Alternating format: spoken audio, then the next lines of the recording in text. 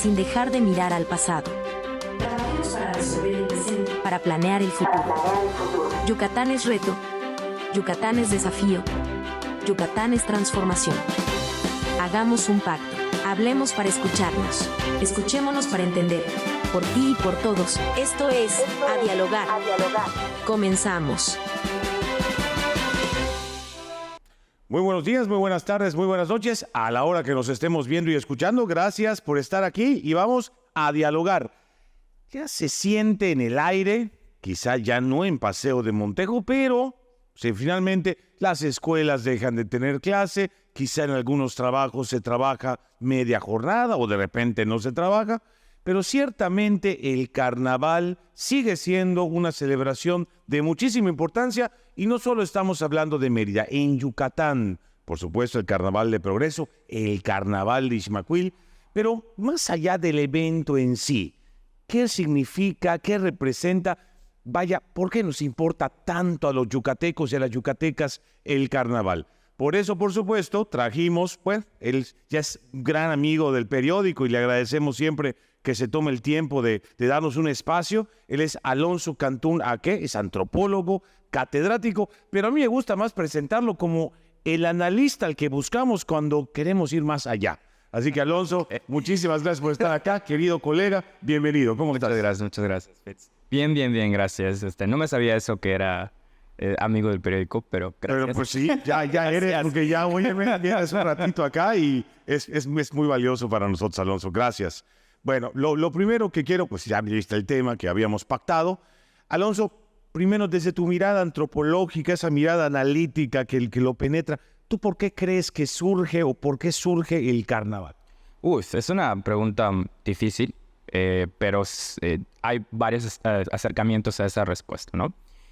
Hay que entender que el carnaval no surge de la nada, ¿no? Como si haya caído de la nada y simplemente ahí estuvo. Se ha tratado de buscar históricamente de dónde, cómo surge, y la respuesta más aceptada, porque aún está muy debatida, ¿no? Por la deficiencia de evidencia, es que se puede trazar hasta los romanos, hasta los griegos. Tenemos esta cultura griega donde está Dionisio, ¿no? Lo apolíneo, lo dionisiaco, donde hay fiestas dedicadas a lo dionisiaco, donde el exceso es importante, ¿no? La fiesta, todo lo sexual, el vino, la música. Y algunos toman este tipo de fiestas como aquellos principios de lo que se va a ir convirtiendo en el carnaval, ¿no? ¿Qué es importante entender de la fiesta del carnaval? Más que cómo se desarrolla, es en qué momento sucede. ¿Por qué en febrero? ¿Por qué no en diciembre? ¿Por qué no? No, el calendario, a pesar de que es arbitrario, ¿no? Los meses, como los hemos decidido, sí hay algo que no es arbitrario, que son las estaciones.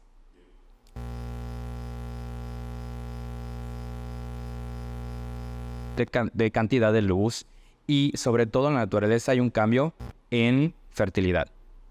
Las plantas dan frutos, los animales, ¿no? Procrean. Hay un cambio que es notable, más allá de cómo le llames al mes o qué sistema de medición de tiempo utilices. Algunos parten de ahí para decir que conforme se va celebrando ese cambio, ese pase de invierno a primavera, tenía que haber una celebración acerca de eso, ¿no? Algunos ponen que pues la idea de la reproducción en la primavera, ¿no? Estos nacimientos nuevos, fue lo que lo llevó a tener su aspecto más sexual, ¿no? Esta de la carne, que luego por allá dicen que eso significa carnaval, pero no. Y que se va asentando necesariamente en ese momento, y conforme va avanzando, vamos a saltarnos en la historia, la religión católica, todo intento de quitar lo pagano, pues ha fracasado en ese aspecto, y la gente lo apropia, ¿no? Bien. Entonces, es necesario entender por eso que en el momento que hace el cruce, la religión católica, porque está muy ligado al miércoles de ceniza, así se calcula el carnaval, ¿cuándo va a caer el calendario litúrgico, miércoles de ceniza? Entonces se corre una semana y ahí está el carnaval, ¿no? Entonces ni siquiera es siempre fijo, pero por ahí están esas fechas, ¿no? Esta celebración viene a representar entonces algo muy importante. Más allá de dónde surgió exactamente, es para lo que algunos llaman una válvula de escape. El carnaval representa ese momento donde las estructuras muy rígidas de la sociedad se pueden romper. Entonces, ¿de dónde surge? Más que ponerle en una respuesta tal vez periódica, ¿no? De fue en esta fecha, en este lugar, en este tiempo, surge de una necesidad humana que es romper las estructuras rígidas. Es una válvula de escape. Si lo quieres poner en términos muy coloquiales, es lo más cercano a la purga que tenemos. Es lo más cercano que tenemos, donde se te permite romper, hacer, deshacer, porque celebras este paso del invierno frío, del invierno duro, a un momento más de luz y que la naturaleza provee y que van a venir nuevos cambios, ¿no? Entonces, por ahí se inserta tal vez cómo surge el carnaval. No quiero dar una respuesta histórica, ¿no? De fecha y lugar, sino cómo varias culturas, porque hay que hablar de los egipcios, hay que hablar de los romanos para entender todo este deviene cultural del carnaval. Creo que la respuesta que yo te puedo dar como antropólogo es, ¿de dónde surge? De la necesidad humana de romper las estructuras. Ok. Bien, bien. Muy, sin duda interesante. Y seguro que allá también tiene que ver mucho el tema de lo que comentabas, del exceso y también de la máscara y la necesidad de disolver ciertos límites, ¿no? En ese sentido. Y creo que ya en parte me respondiste esta pregunta, pero te lo quiero hacer. ¿Por qué se vuelve tan importante en estados como Yucatán, Campeche o Veracruz? Ya contestaste en parte, pero no sé si pudieras profundizar. Hay más. Yo creo que ahí hay algo interesante que decir. Hay, como los antropólogos les fascina, bueno, los científicos sociales les fascina hacer tipologías, ¿no? Categorías de las cosas que se estudian. El carnaval es un tema sumamente estudiado por muchas personas a través de la historia y en tiempos modernos. En algún estudio, que no recuerdo ahorita, eran 2 autoras, específicamente en México. Ellas se dedican a hacer tipologías de los carnavales, ¿no? Y arman 4 y su propuesta me gusta en ese aspecto, porque ellas hablan de un carnaval rural, de un carnaval urbano, de un carnaval espectacular y un carnaval transnacional, ¿no? Es interesante en este estudio, los resultados los presentan a través de la geografía y curiosamente, cuando hablamos del Carnaval de México, Mazatlán, Veracruz y pues a nosotros yucatecos son los nombres que resaltan, ¿no? Son grandes. Pero en este estudio se demuestra que estos lugares, Mazatlán, Veracruz, Yucatán, son los lugares que tienen poquitos carnavales realmente. Si te vas a otros estados, un solo estado puede tener más de 15, 19 versiones del carnaval. Quiere decir que cada pueblo tiene su carnaval. Que ahí en Mérida ha tomado una forma muy específica, que es carnaval.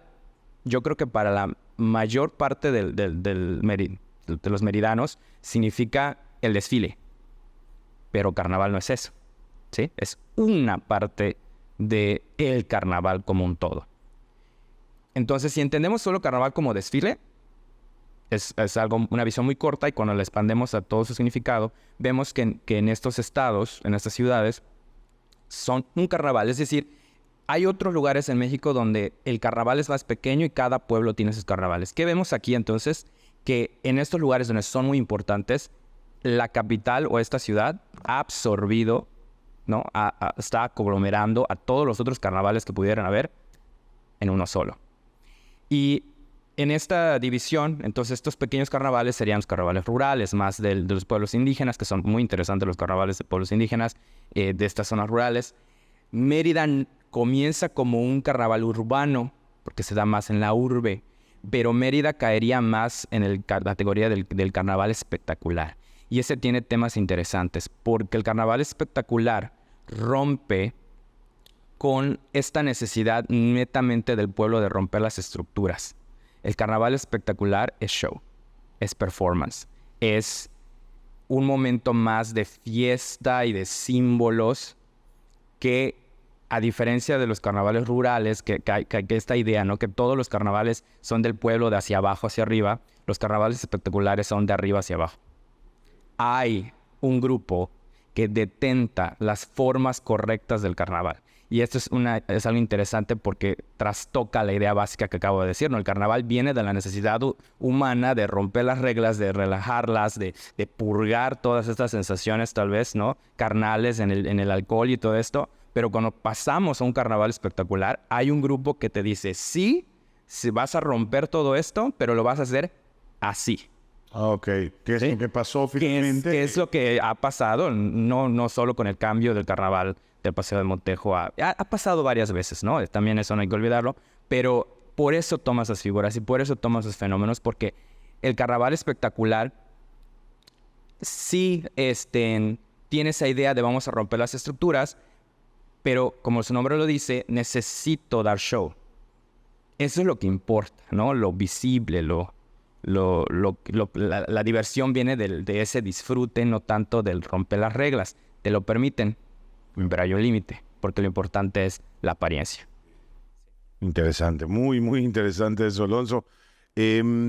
Oye, a ver, ya yo mencioné el asunto de la máscara, pero ¿tú qué otros simbolismos, además de la máscara, encuentras en el carnaval? Bueno, el carnaval, a ver, es enorme, ¿no? Y como, bueno, se da a nivel mundial, es una fiesta que viene, pues, con la conquista, ¿no? Que nos traen, y se ha esparcido. Y si bien hay conceptos y hay formas que desde la antropología nos permiten entender esos fenómenos, pues no hay que olvidar que sería muy tonto no ver las particularidades de cada zona, ¿no? Las máscaras, por ejemplo. ¿Qué significa una máscara? Más allá del carnaval, la máscara permite despersonalizar. En el momento que una persona se pone una máscara, deja de ser su persona y adopta lo que la máscara represente. Si me pongo la máscara de un búho, acabo de adquirir todo el simbolismo importante de un búho, que para algunas sociedades es misticismo, sabiduría, para otros no es respeto.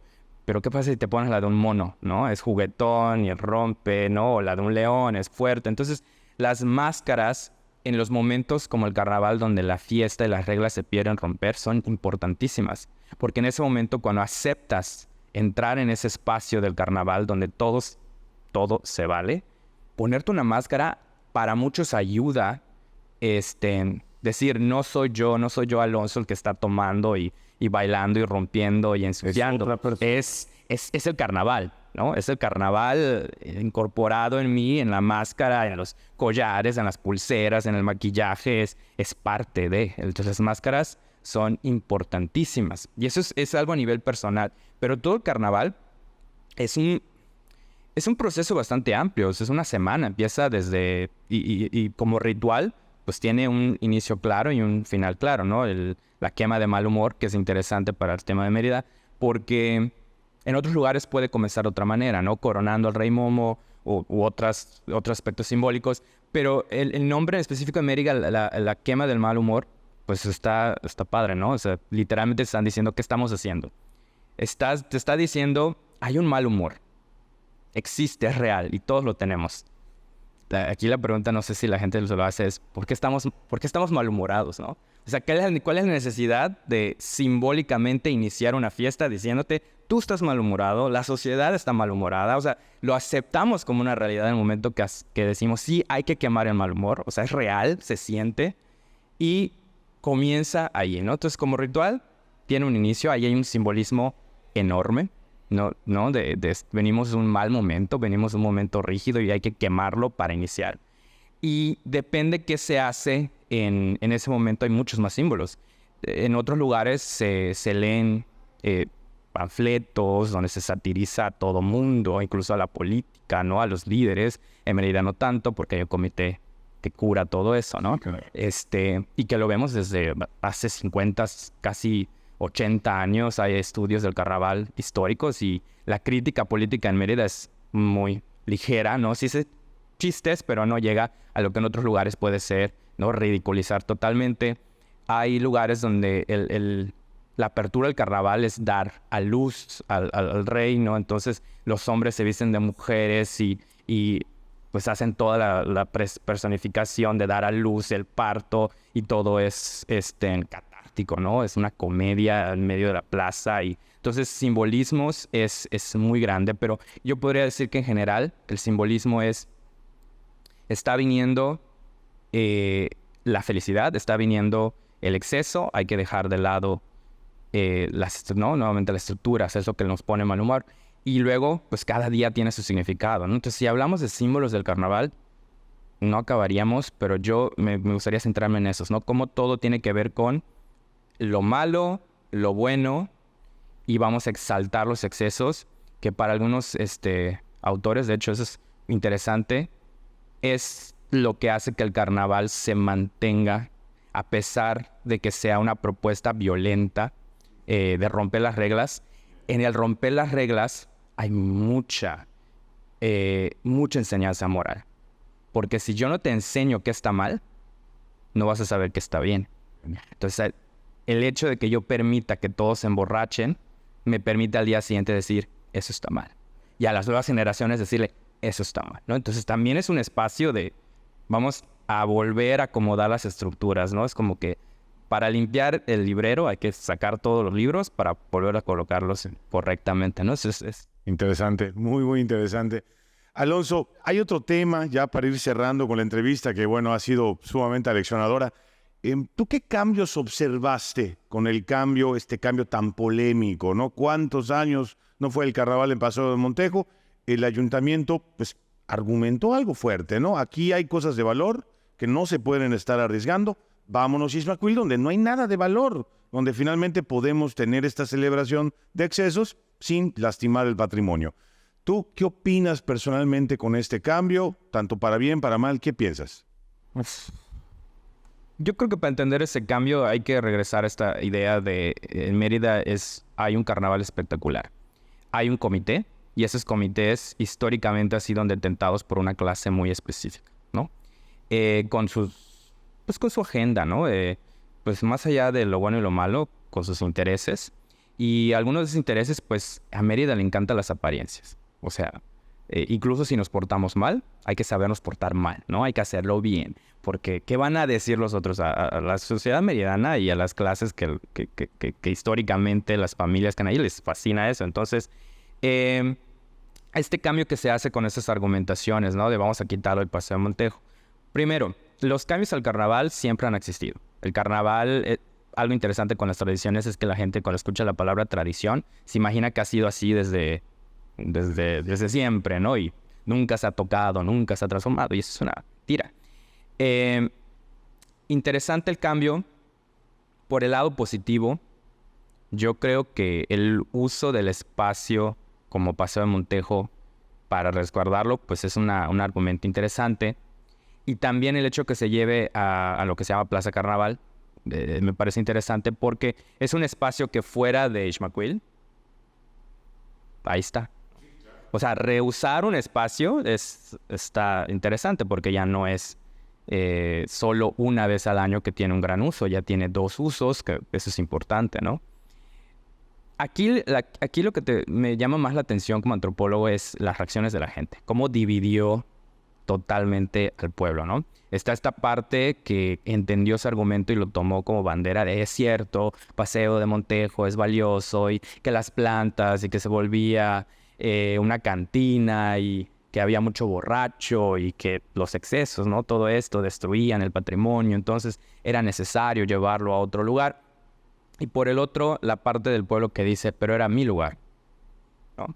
Y a pesar de que ha pasado, fue el 2014, ¿no? Que se hizo el primero en el Izmaquil. A pesar que ha pasado ya 10 años. Prácticamente 10 años. Prácticamente 10 años que se hace este cambio.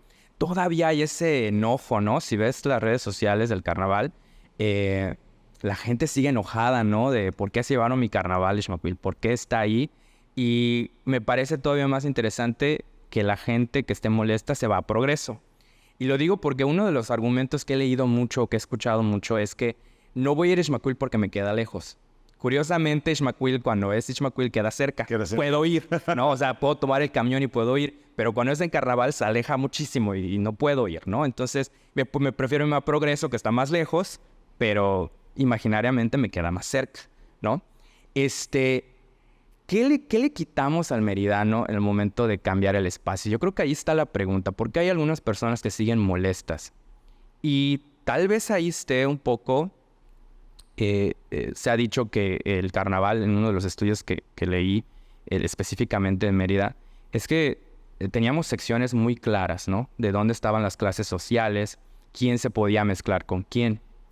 El carnaval, para ese estudio para los 90s, una de las secciones muy claras era el carnaval de Montejo y el carnaval de San Juan, donde las comparsas mismas decían, si tú vas por Montejo a Santa Ana, todos aplausos y la gente bailando, pero en el momento que cruzabas la plaza central y te acercabas a San Juan, la cantidad de borrachos ya era enorme.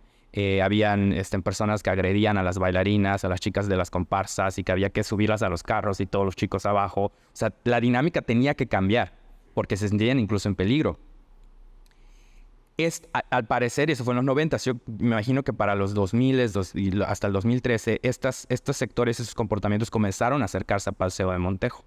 Y aparece esta idea, ¿no? Es una gran cantina en Mérida, estamos ensuciando, rompiendo, no sabía qué moverlo. Había un sector molesto, más allá de si era el económico, y ahí yo creo que cada quien sabrá, ¿no? En su momento qué pasó realmente, pero se toma esa decisión. Pero le acabas de decir al meridano que de por sí es una sociedad que nos gusta separar. El Paseo de Montejo es muy claro. Si tú no puedes pasar por Paseo de Montejo porque te sientes ajeno, yo, persona de algún sector, no puedo caminar por Paseo de Montejo porque desencajo. O sea, nací aquí, crecí aquí, soy meridano, pero pasar por Paseo de Montejo me hace sentir fuera de lugar. Me excluye, ¿no?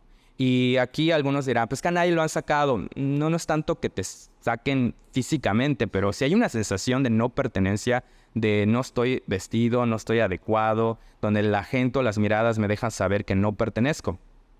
Y durante unos días al año te dejaban ser, te dejaban pertenecer, te dejaban estar ahí, nuevamente romper las reglas, ¿no? Cuando se destruye eso y se lleva a otro lado, ahí yo creo que fue un golpe muy grande. Y eso también tal vez me ayudaría a explicar por qué la gente prefiere irse a Progreso o irse al Canacín, que creo que ya está creciendo el carnaval de Canacín. Porque hacer el carnaval en la ciudad o en calles donde normalmente yo no estaría, da un sentido de pertenencia. Y eso es muy importante. Porque, ¿por qué voy a festejar donde no soy? ¿No? Me sentiría como un turista en mi propia casa. Y esa es una sensación que le arrebatan al meridano de ciertos sectores, de decir, Paseo Montejo en ese momento era mío y podía disfrutarlo. Entonces, Plaza Carnaval no se siente así, porque no es este espacio donde yo quería estar. Bien. Plaza Carnaval es un mal carnaval, la verdad no sabría decirte. Confieso, no he ido a un carnaval en casi 20 años. pero sí tiene más ese sentido, ¿no? Las propuestas que traen los artistas, que hay más logística, no convence a un sector y prefiere ir a vivir ese desenfrene, esos excesos en otros lugares. Y yo creo que tiene que ver con este sentido de pertenencia. Ahí está ese debate, ¿no? De, ¿vale la pena regresar el carnaval a Paseo de Montejo? ¿No lo vale? ¿Está bien ahí? Yo, desde mi perspectiva, diría que mover el carnaval, más allá de si fue bueno, no quiero ponerlo en términos de bueno, fue un movimiento que pues respondía a un momento en específico. Además que recordar que no es lo mismo tener un carnaval en los 80s, donde el parque vehicular es uno, en el 2024 del parque vehicular, los negocios, es otra cosa. O sea, también hay que ver los contextos, ¿no? No solo decir por maldad o por esto bueno o malo, ¿no? Pasar el carnaval ahí fue una decisión acertada, pero mal ejecutada. Creo que si la transición hubiese sido más tranquila, donde el desfile sucedía en Paseo de Montejo y la fiesta se hubiese extendido, ¿no? El miércoles o otros días en Ixmaquil, con conciertos todavía más grandes que los de Montejo, la misma gente iba a empezar a sentir, ¿no? Como que carnaval es Paseo de Montejo y es Ixmaquil, y es Paseo de Montejo y Ixmaquil, y poco a poco ir haciendo la transición de mi carnaval, que sí es mío, es propio, se fue pasando a otros lados, ¿no? Pero fue una decisión abrupta y que la gente ha respondido mal en este aspecto. Sí. Alonso, para concluir, y te agradezco mucho el tiempo que te has tomado, ¿morirá alguna vez el carnaval? Lo dudo. O sea, bueno, Si entendemos morir como va a desaparecer, no.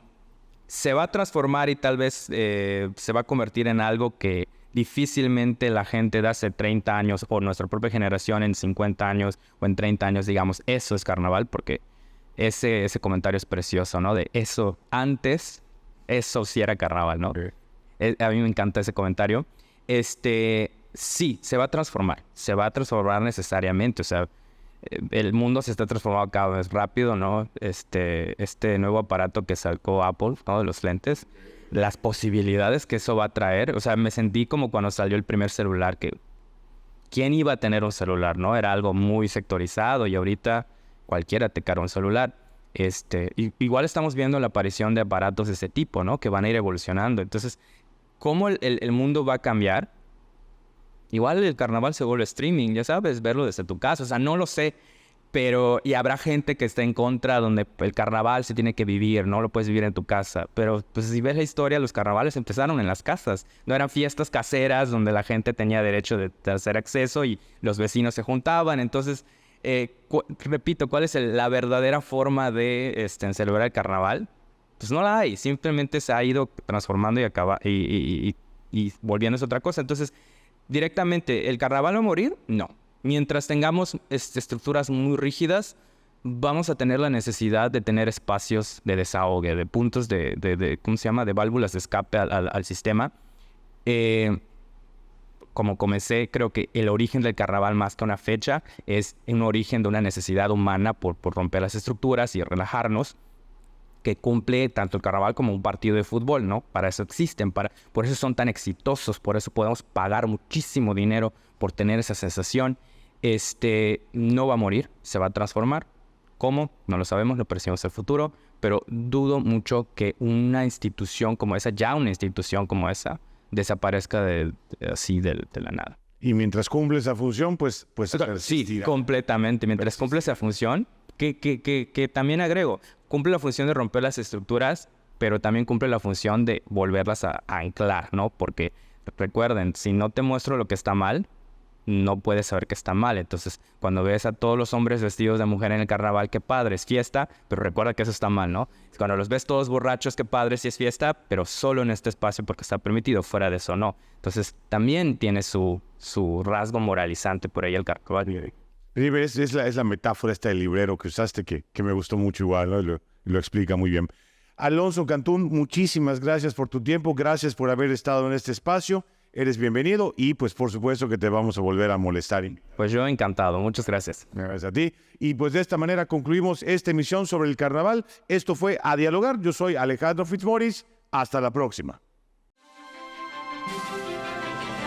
Fin del programa. Pero no de la conexión. Escríbenos a noticias.medio@gmail.com o a nuestras redes sociales para sugerir los temas que quieres escuchar o para dar a conocer tu opinión. Esto fue A Dialogar, donde nos escuchamos para entendernos. Hasta la próxima.